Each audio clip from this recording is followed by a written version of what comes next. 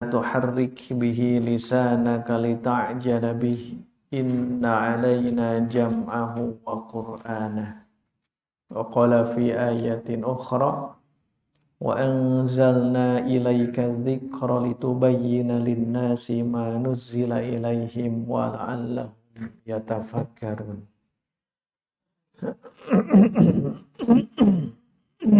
Hadirin ikhwatu iman, kajian kedua di kitab Al-Mughni karya Profesor Dr. Fahad bin Abdurrahman bin Sulaiman Ar-Rumi, yang kita ringkas Profesor Dr. Fahad Ar-Rumi. Beliau seorang guru besar di Dirasah Quran di Universitas Malik Saud di Riyadh, berarti ya. Pertemuan yang sebelumnya sudah kita bahas dari halaman 1 sampai halaman 18.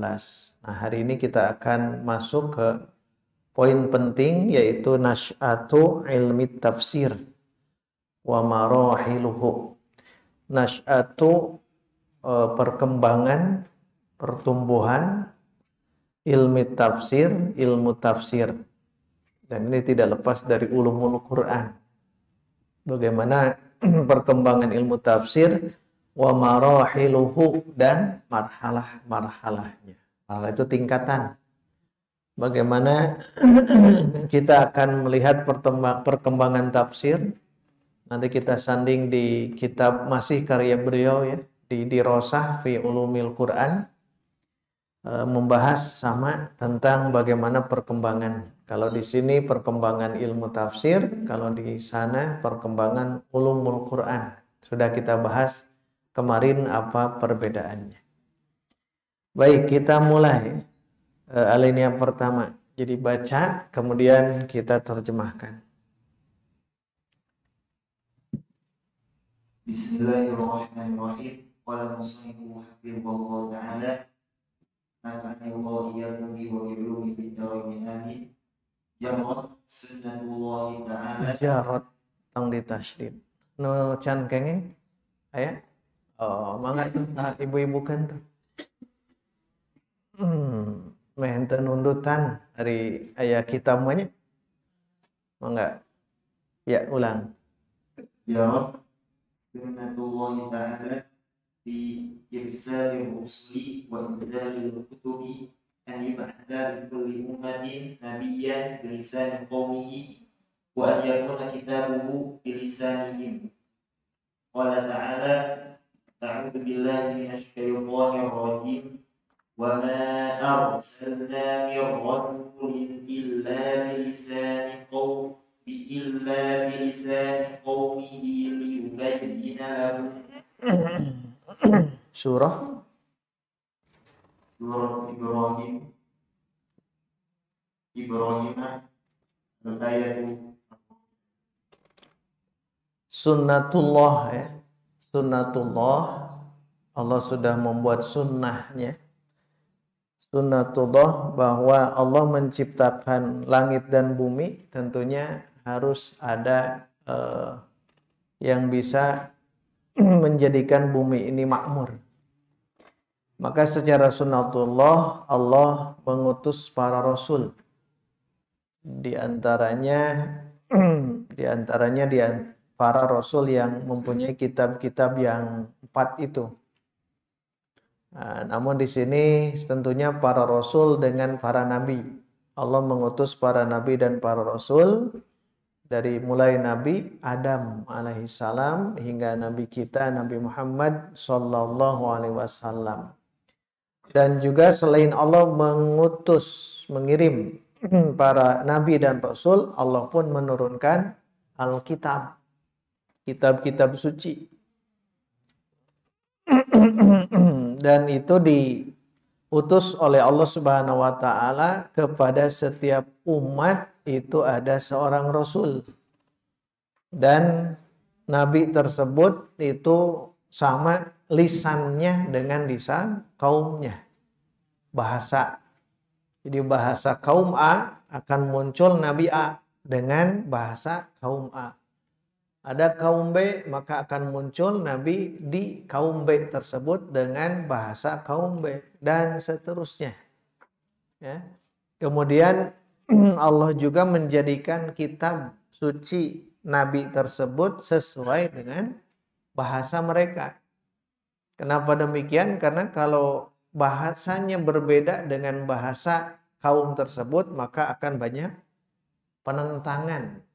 Oleh sebab itulah di sini Allah sebutkan, ya, firmankan dalam surah Ibrahim ayat 4. Wa ma arsalna mir rasulin illa bilisani qaumihi. Dan tidaklah kami mengutus di antara rasul kecuali dengan lisan kaumnya. Apa tujuannya? Liyubayyina lahum, agar rasul tersebut menjelaskan kepada kaum tersebut.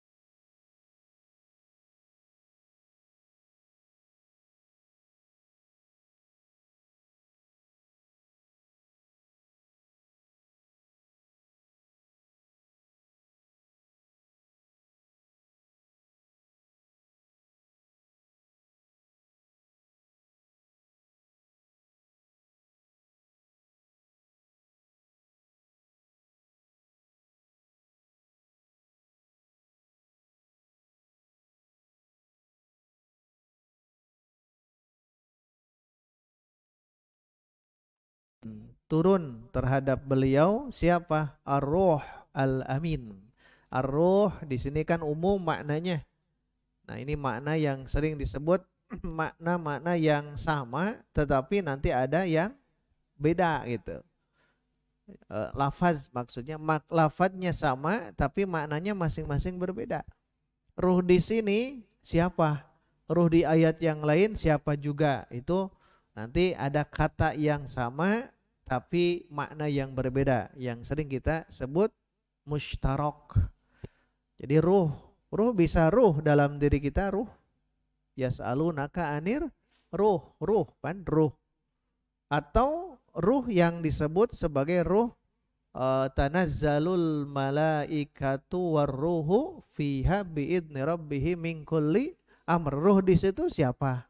Apakah turun ketika Lailatul Qadar itu ruh yang dimaksud ruh yang barusan atau ada lagi yang lain? Nah, ini maknanya beda ya, beda. Nah, untuk mengetahui ruh di surah ini dengan surah yang lain, cara menentukannya tinggal dibaca tafsir.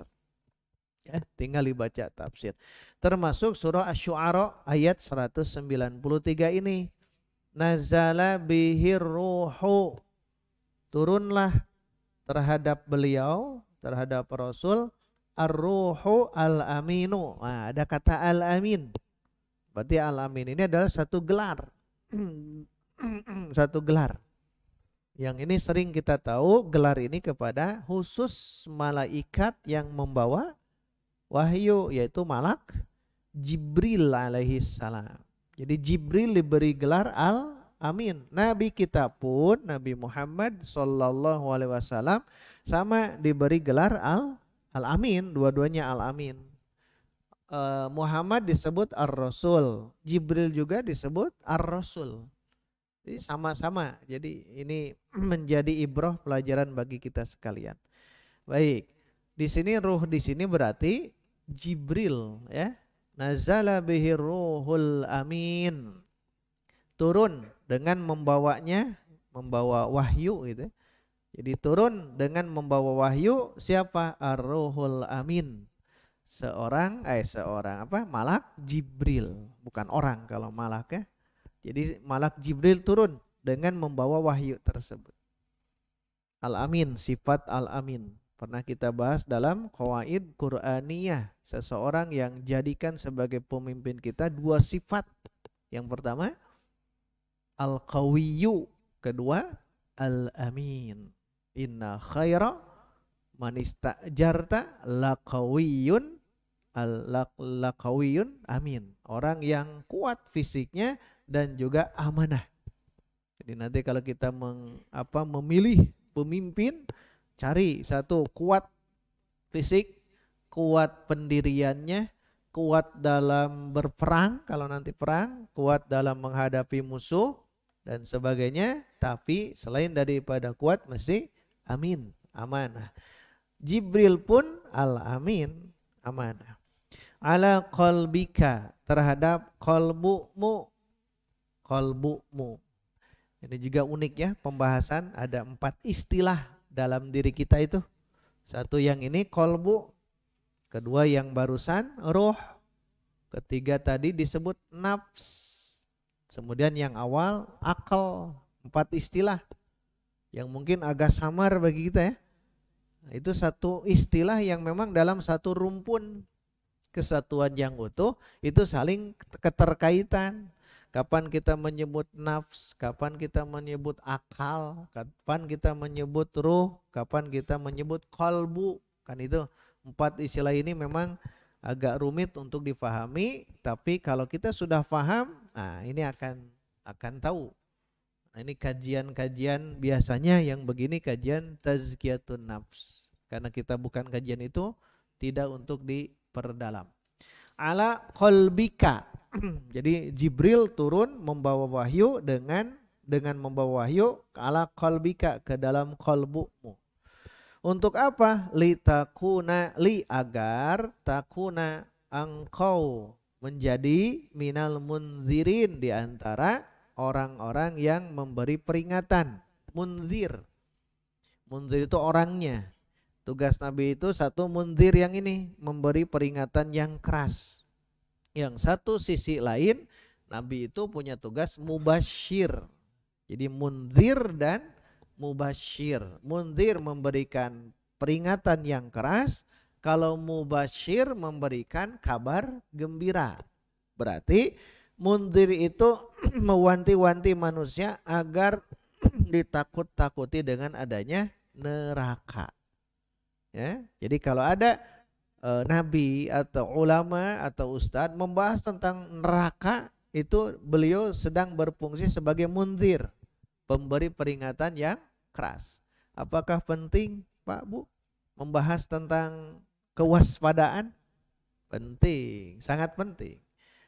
Maka tidak selamanya kita memberikan tabsyir, kabar gembira.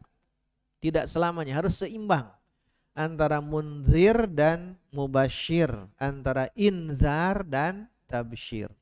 Karena memang dua itu dalam Quran sudah dijelaskan. Bahkan di awal-awal Al-Baqarah, uiddat wattaqu nar allati waquduhan nasu wal hijarah. Uiddat lil kafirin, itu munzir, ya, peringatan yang keras. Yang kedua, wabasyiril ladzina amanu wa amilus solihati anna lahum jannat. Nah, itu berarti mubasyir, harus seimbang. Ibnu Katsir mengatakan ini masani yang begini. Maksud masani itu ada satu sisi membahas tentang neraka, satu sisi membahas tentang surga. Nah, kita pun sama. Jangan hanya membahas tentang pi surga nungkul. Tapi satu waktu kita sebagai pewaris para nabi, al ulama warasatul anbiya, itu sisi lain mesti memberikan peringatan yang keras. Karena dua sisi yang tidak bisa dilepaskan tugasnya. Nah, di sini Jibril al-Amin turun ke Nabi agar Nabi menjadi munzir, pemberi peringatan. Bilisanin arabiyyim mubin. Nah, jelas dalil kedua ya. Surah Asy-Syu'ara yang ini.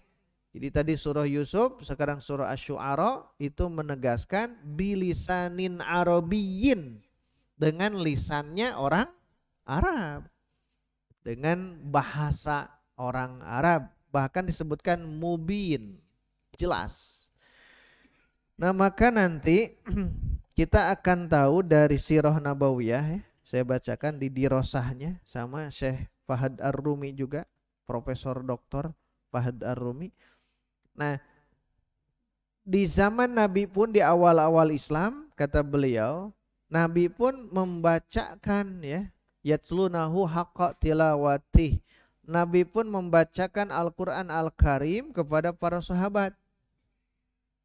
Maka ini nasy'ah, ya, pertumbuhan, perkembangan ilmu tafsir mulai dari sini. Kemudian mereka yajtami'una, mereka berkumpul di Daril Arqam bin Abil Arqam. Ini sirah berarti ini. Mereka berkumpul di Darul Arqam. Jadi di rumahnya gitu, rumah Arqam.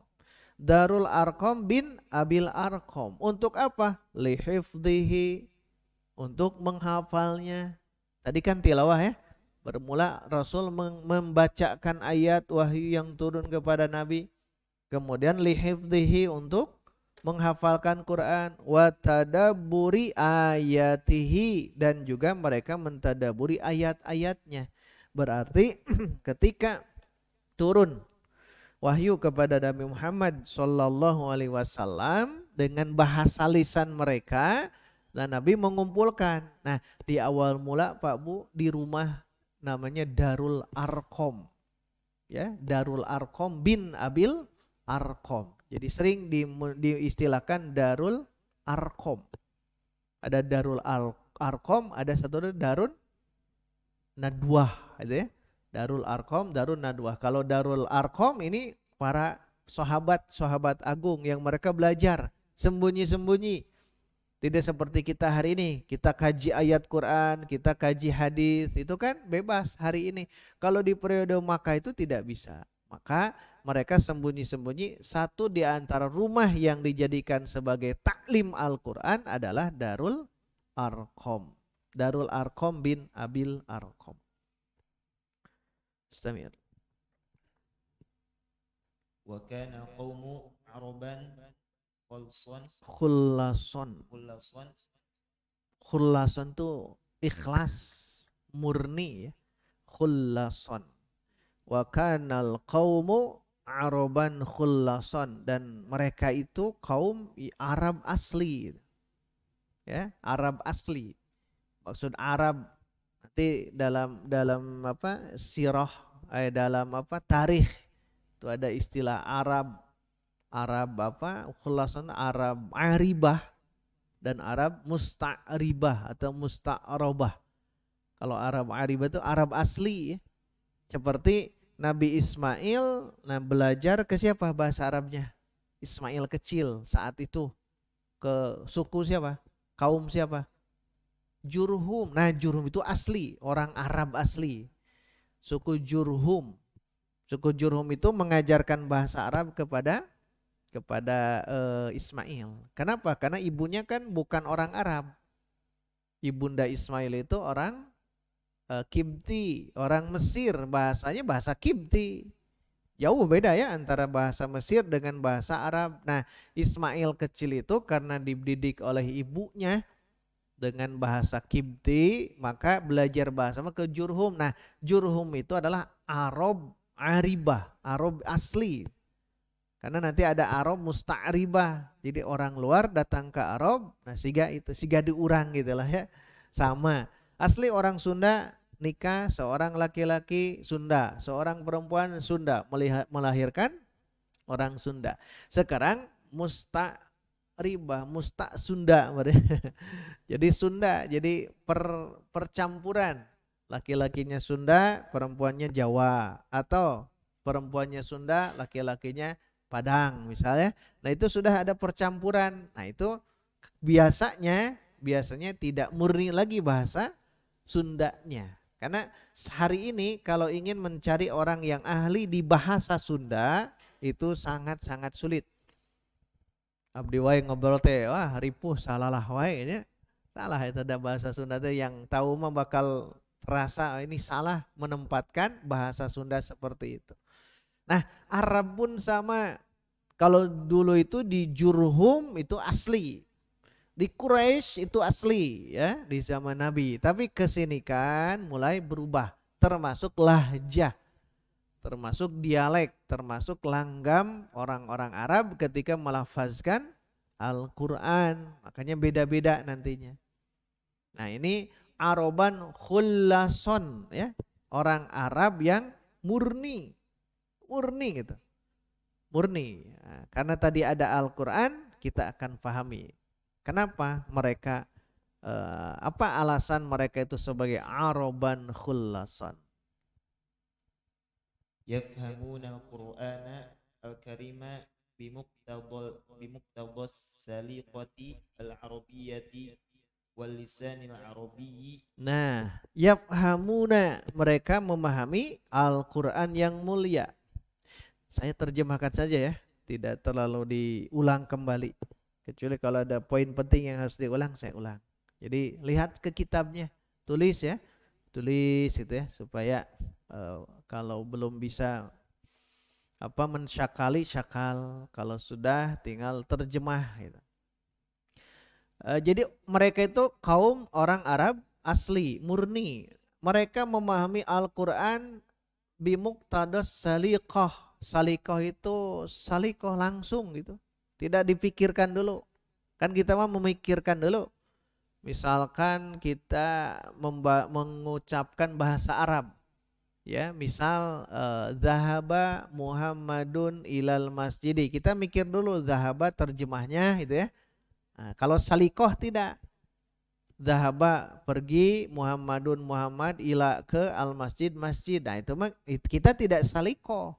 Kudu nerjemahkan heula ke bahasa Indonesia. Nah, kalau yang dimaksud dengan salikoh ya bimuqtadas saliqatil arabiyyah, jadi dengan serta merta mereka memahami Quran langsung paham gitu. Paham. Jadi turun ayat demi ayat itu sehingga tidak aneh ya. Kenapa Abu Jahal, kenapa orang-orang kafir Quraisy saat itu mereka betul-betul merasakan keindahan ya. Keindahan ketika mendengar wahyu dibacakan oleh Nabi. Dulu pernah kita bahas ya, singgung di Sirah Nabawiyah ya, di mana ada 3 orang datang ke Nabi di arah penjuru yang berbeda di waktu malam. Tujuannya apa? Ingin hanya mendengar Quran. Kenapa? Mereka salikoh bahasanya. Dibacakan itu langsung paham. Urang mah henteu Pak. Urang mah henteunya baca ayat amma yatasaalun langsung teh salikoh. Henteu bingung naon eta teh gitu. Sehingga sangat-sangat apa ya? Sangat-sangat tidak mengerti gitu. Orang-orang yang bersama dengan Nabi mereka tidak iman kepada Nabi. Kan ketika ayat turun yang ayat barusan amma yatasaalun langsung terbayang bagi mereka, tidak harus diterjemahkan. Ini yang dimaksud dengan mereka memahami Al-Qur'an yang mulia ini salikoh Arabiyah. Dengan serta-merta tidak harus diterjemahkan. Walisanil Arabi dan lisan Arab. Itu sosok orang Arab. Sekarang kita lihat Al-Qur'an. يعلو على سائر كلام العربي بألفاظه وأساليبه وإن كان كل ya dilewat beda ya. Hah? Oh salah baca ya sok atau diwajar sigana nu keur saum teh awalnya sok keur saum diulang bi alfadhihi wa asalibihi lugawiyyati wal balaghiyati fadlan an ma'anihi an ma'anihi. Quran, sedangkan Al-Quran itu ya'lu posisinya luhur ya dibanding dengan kalam Arab. Paham ya? Jadi kita baca satu-satu lah. Ngabeberang Bu, siap Bu sampai jam 12. Pokoknya harus tamat ya, kitab ini harus tamat. Maksudnya tamat yang diterjemah yang di fotokopi itu. Jadi Quran, tadi kan orang Arab. Dia orang Arab secara bahasa Arab dia salikoh, tidak harus ada terjemah. Muncullah Quran gitu. Muncullah Quran dan Quran itu ya'lu, tinggi, luhur posisinya daripada kalam Arab. Kalam Arab kan kita tahu kalau kita mendengar diwan atau syair-syair orang Arab jahiliyah. Di antaranya Abu Thalib kan ada syair-syair itu. Nah, kalau membaca itu nilai sastranya kan tinggi. Bagi orang Arab, cek orang mah danggar itu ngartinya. Tapi bagi orang Arab itu tinggi sastranya. Jadi hadirin kalau mereka menginginkan sesuatu langsung berpantun gitu. Berpantun di tempat itu juga. Nah kalau mereka mampu untuk mengungkapkan sesuatu tanpa harus dihafal ya. Oh itu berarti orangnya luar biasa. Adib namanya. Adib. Adib itu sastrawan bahasa kita. Kalau ini sekarang bergeser adib. Adab itu sudah bergeser. Makna sekarang itu. Adab itu kan akhlak. Kalau dulu itu sastra. Dan kemarin atau beberapa pekan yang silam saya perhatikan orang Arab sekarang pun ternyata ada perlombaannya. Jadi memang betul ternyata ya. Jadi si juri itu menuliskan satu kata, misal bahasa kitanya di kertas selembar, kangguru misal, kangguru. Si peserta harus bisa mengungkapkan apa itu kangguru dengan bahasa yang indah gitu. 3 peserta. Jadi jelaskan si A, si B, Masya Allah ternyata memang betul ya. Orang Arab dulu dan sekarang juga memang kekuatan mereka di sastra tidak kita pungkiri ya. Nah yang ini ya kembali ke sini Quran itu luhur daripada kalam Arab. Dari segi apanya? Lihat bi al-fadhihi. Kata profesor ini ya, karena Profesor Fahad Arumi ahli di bidang Quran, spesialis beliau. Tidak kesana kemari, banyak kitab yang beliau susun yang pernah kemarin kita jelaskan. Bi al-fadhihi, jadi luhurnya itu dari lafaz. Pahamnya lafaz. Lafaznya, bukan makna, lafaz. Apa yang dilafadzkan dalam Quran itu huruf hijaiyahnya itu. Huruf hijaiyahnya mereka itu memahami bahwa Quran itu luhur dibanding dengan kalam Arab, lafaznya.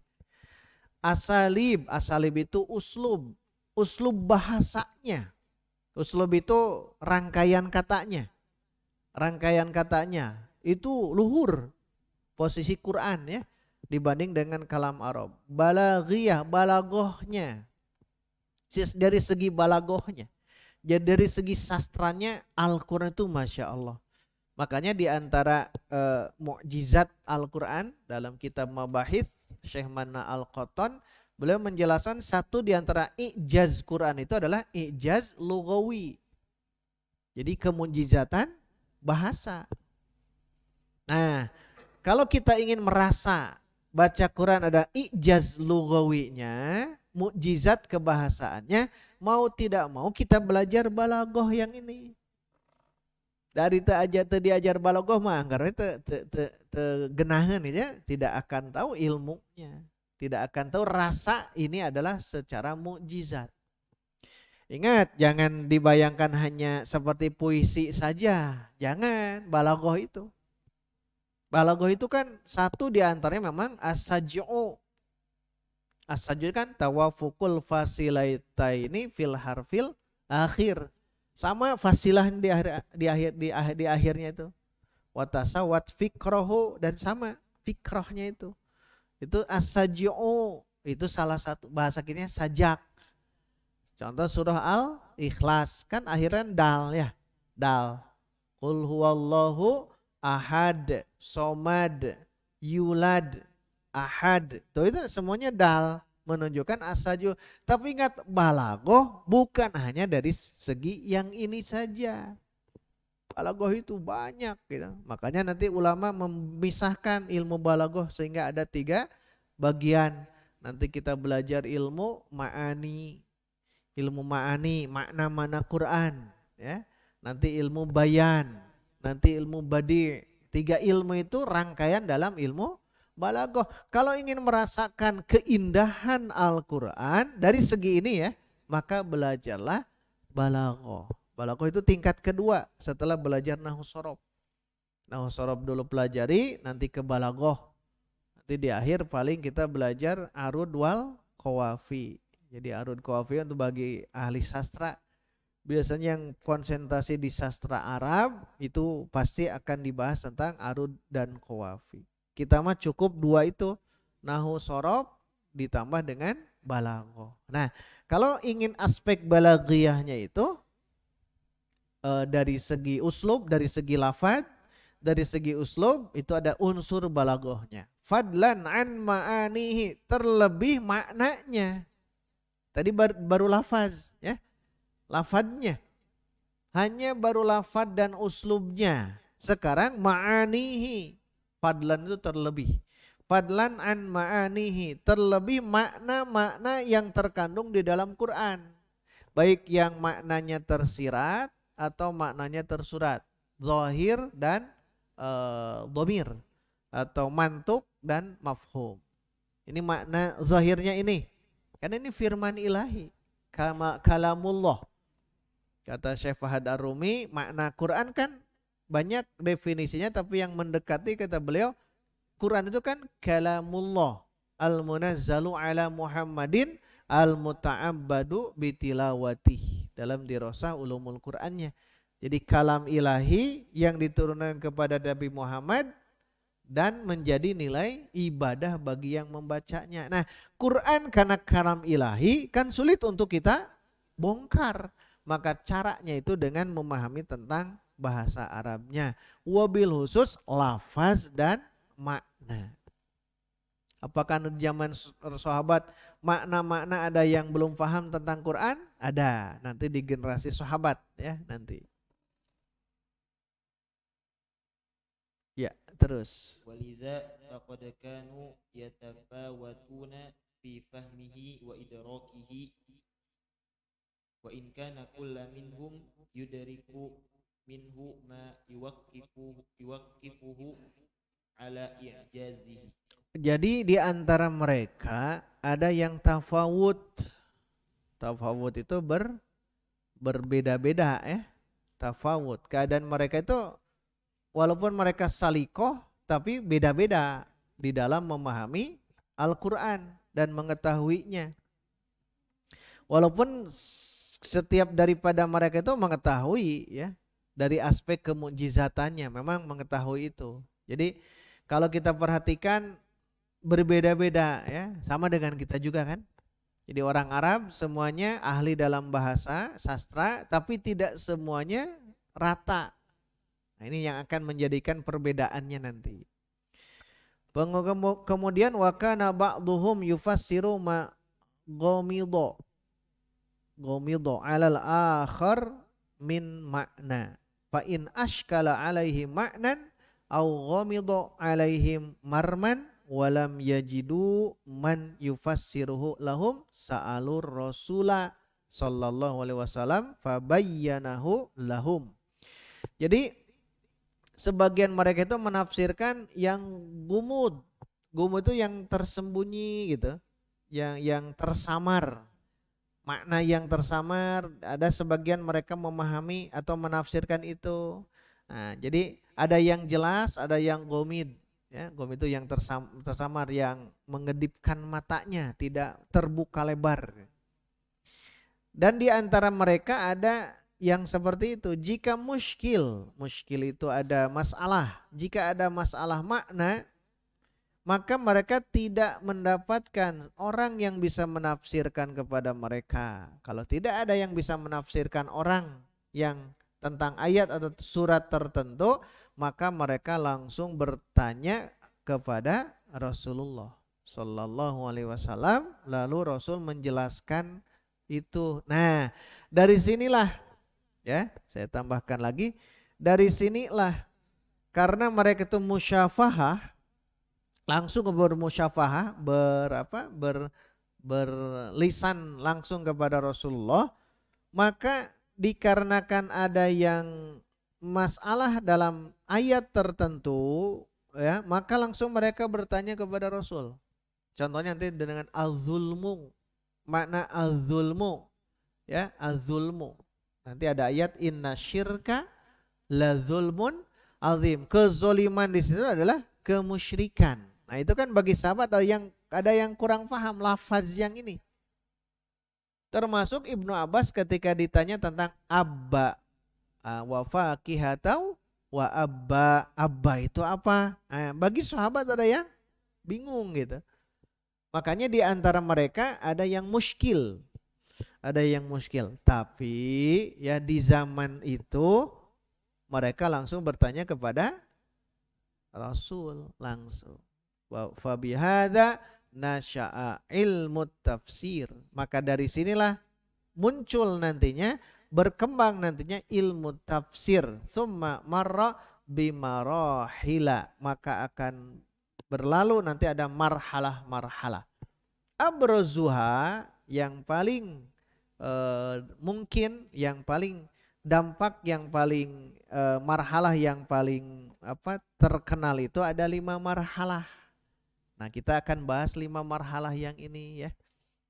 Jadi mudah-mudahan 10 hari terakhir jadi terbayang marhalah-marhalahnya itu apa. Kemarin sudah jelaskan kan, tinggal dibaca saja. Secara ringkas kan marhalah di zaman Rasul. Di zaman Rasul. Kemudian ke era sahabat, ke era tabi'in, ke era tadwin. Tadwin itu kodifikasi. Terakhir era al-asrul hadis, di era kontemporer gitu. Jadi 4 poin ini, dan nanti kita akan paham siapa ulama di sahabat, tabi'in dan sebagainya. Kita akan bahas itu.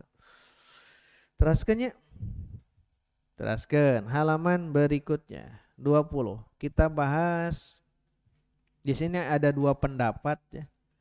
Berarti kita bahas pendapat pertama dulu. Nanti kita akan bahas berarti 1 halaman setengah lagi ya.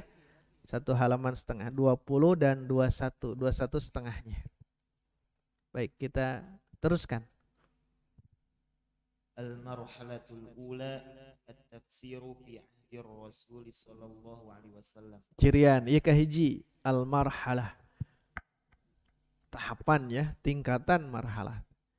Al-marhalatul ula, tingkatan pertama at-tafsiru fi ahdir Rasul. Tafsir di zaman Rasul. Tafsir di zaman Rasul. Jadi tafsir ini di zaman Rasul. Bagaimana keadaannya Kemudian ikhtilaf para ulama tentang apa di zaman Rasul. Nanti ada perbedaan pendapat. Memang dalilnya mereka berdua atau pendapat ulama yang ini masing-masing menunjukkan dalilnya. Faqad takaffala Allah subhanahu wa ta'ala bihifdzil Qur'ani inna nahnu nazzalna adh-dhikra wa inna lahu lahafizun.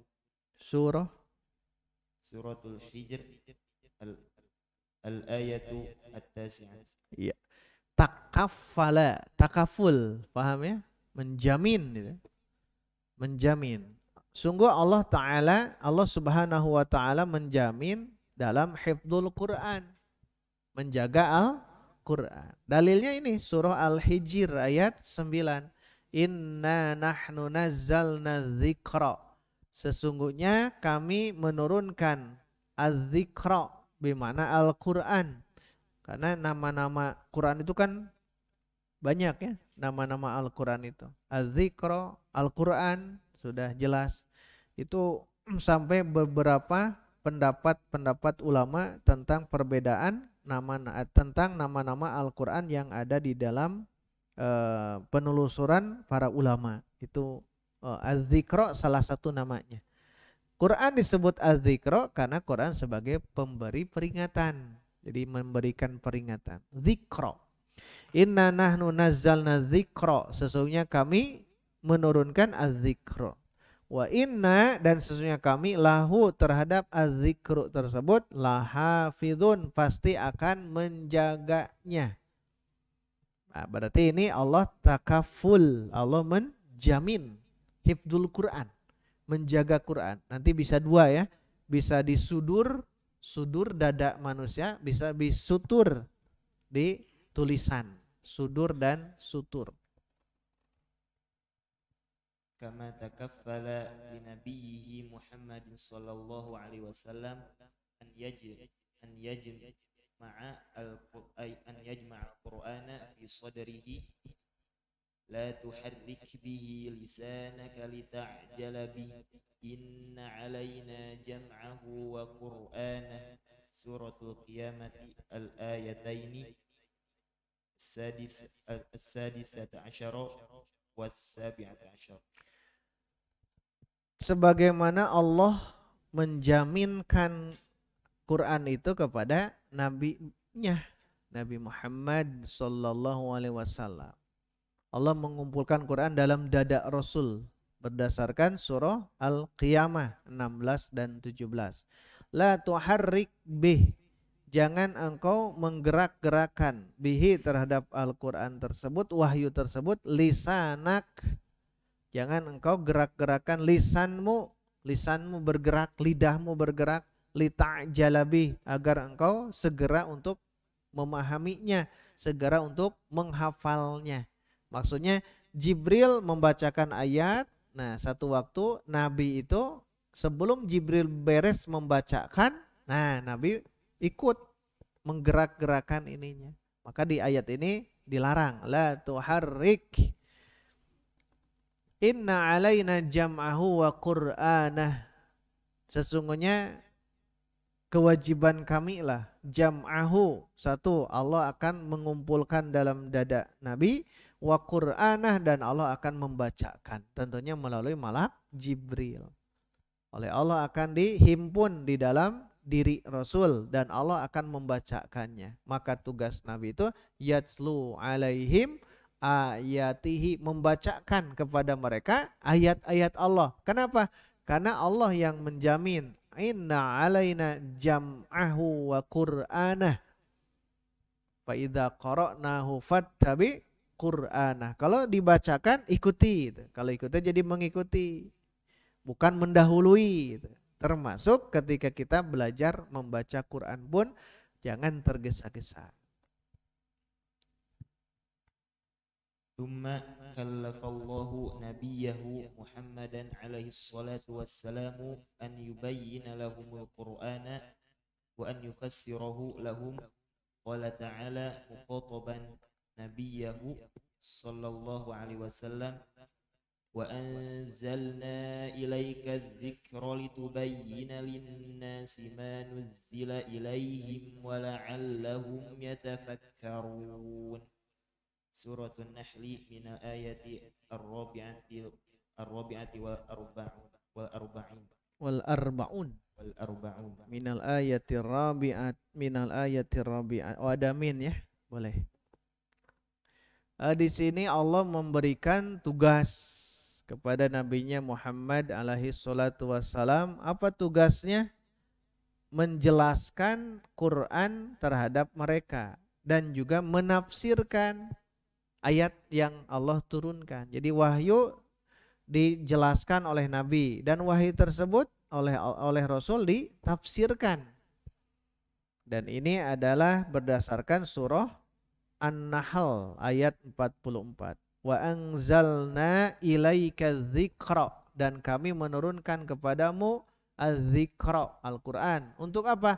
Litubayyina linnas. Jadi nabi itu tugas itu mubayyin, 5 fil Quran. Tugas nabi itu mubayyin, menjelaskan apa yang ada dalam Quran, sehingga akhlak nabi itu akhlak Al-Quran. Karena khuluquhul Quran, akhlak nabi itu akhlak Quran. Kenapa? Ingin menjelaskan baik dengan lisan ataupun dengan hal. Artinya nabi dengan lisannya menjelaskan, tapi di sisi lain nabi dakwahnya itu dengan hal, dengan keadaan beliau. Quran itu berjalan, maksudnya apa? Quran dipraktekkan dalam kehidupan keseharian. Litubayyina linnasi ma nuzzila ilaihim wa la'allahum yatafakkarun, agar mereka bisa tafakur terhadap ayat-ayat Allah Subhanahu wa taala. Walidha faqad kana as-sahabatu radhiyallahu anhum yarji'una ila Rasul sallallahu alaihi wasallam fima ashkala alaihim fahimahu min al-Qur'ani fayajiduna al-jawab asy-syafi. Iya, sampai sini dulu ya. Oleh sebab itulah, walidha itu oleh sebab itulah, walidzalika, walidha, walihadza, itu artinya oleh sebab itu, oleh karena itu. Maka para sahabat, ada yang mengatakan sungguh, ada yang dihilang ya. Kalau ingin menegaskan boleh munculkan sungguh. Oleh sebab itulah sungguh para sahabat mereka rujuk kepada Rasul, dikembalikan semuanya kepada Rasul. Karena ini tafsir di zaman Rasul terhadap apa yang mereka muskil. Muskil itu masalah. Jadi masalah dalam pemahamannya dari Al-Quran. Jadi mereka kembalikan saja ke Nabi. Apa maksud ini, apa maksud ini. Maka mereka mendapatkan jawaban yang cukup, memadai dan memuaskan. Kalau ada sahabat tidak tahu, Nabi jelaskan. Atau Nabi langsung menjelaskan. Ya, Nabi menjelaskan. Nah, namun di sini Syekh Fahad Ar-Rumi beliau memberikan poin penting di sini. Ya, baik, ini saja ya. Besok kita teruskan. Satu baris lagi. وقد اختلف العلماء في مقدار ما فسره الرسول صلى الله عليه وسلم من القرآن إلى قولين. Nah, namun ulama berarti mufassir di sini ya, ahli tafsir. Namun ulama tafsir ikhtilaf, beda pendapat dalam ukuran apa yang ditafsirkan oleh Nabi ya. Itu ada 2 pendapat. Jadi tafsir Quran yang dibawa oleh Nabi ini ada ikhtilaf di antara ulama, mikdarnya, ukurannya itu sebatas mana ukurannya. Nah, kita ringkas dulu, besok kita akan bahasnya satu-satu ya. Pendapat pertama. Al-qaulul awwalu anna Rasul sallallahu alaihi wasallam bayyana li ashabihi ma'ani al-Qur'ani kama bayyana lahum al-fadhi. Bayyana berarti maf'ul. Al-fadhu. Nah, itu yang pertama, beri garis stabilan. Itu pendapat pertama. Kan tadi ada 2 pendapat. Ini penafsiran Rasul itu ikhtilaf di antara ulama. Ya, ikhtilaf di antara para ulama. Yang pertama, anna rasula yubayyinu, bahwasanya Rasul menjelaskan kepada sahabatnya ma'ani Al-Quran, makna-makna Quran. Kalau lafaz sudah jelas lafaznya, lafaznya kan dibacakan lafaznya. Ya, yang terbersit di antara sahabat itu makna Quran, makna ayat-ayat Al-Quran. Ini maknanya apa? Nah, pendapat pertama, Rasul menjelaskan kepada seluruh sahabat itu makna-makna Al-Quran, dan itu banyak sebagaimana Nabi menjelaskan lafaznya. Jadi makna dan lafaz. Nanti ini pendapat Ibnu Taimiyah yang ditulis di sini ya, di Muqaddimah usul tafsir, di Muqaddimah usul tafsirnya Ibnu Taimiyah. Nanti itu pendapat pertama. Itu kita akan baca besok. Pendapat kedua langsung ke halaman 21. Beri stabilo juga ya. Qaul tsani berarti. Al-qaul tsani qalat qa'ifatun inna Rasul sallallahu alaihi wasallam lam yubayyin li ashabihi illa qalila min ma'anil ayati ayati. Nah, ini beri stabilo juga. Dua pendapat ya. Yang pertama, Rasul bayyana, menjelaskan makna Quran sebagaimana menjelaskan lafaz. Yang kedua, lihat, anna Rasul lam yubayyin, tidak menjelaskan. Kalau tadi kan menjelaskan. Pendapat pertama, Nabi menjelaskan makna Quran sebagaimana menjelaskan lafaznya. Yang kedua, tidak seperti itu, justru lam yubayyin, tidak menjelaskan kepada para sahabat illal qalila, hanya sedikit saja dijelaskan oleh Nabi dari makna-makna ayat. Sebelum nanti bisa kita kompromikan. Jadi yang pertama itu ya Rasul menjelaskan makna-makna ayat, makna-makna surah. Yang kedua, Nabi tidak menjelaskan. Nah, apakah mereka punya dalil? Nah, insya Allah kita bahas ya di besok. Nah, kita akan bahas. Dibawa lagi kitabnya, kita akan bahas satu demi satu. Modelnya seperti tadi, baca saja ya, nanti di rumah baca, kemudian terjemah. Nanti ketika masuk di majelis kita, insya Allah akan semakin paham. Itu yang dapat kita sampaikan pada kesempatan hari ini. Demikian yang bisa dibacakan. Beri tanda, kita akan baca ke pendapat yang pertama dulu ya, Al-Qaulul Awwal halaman 20. Beri tanda. Alhamdulillahirabbil alamin. Wassalamualaikum warahmatullahi wabarakatuh.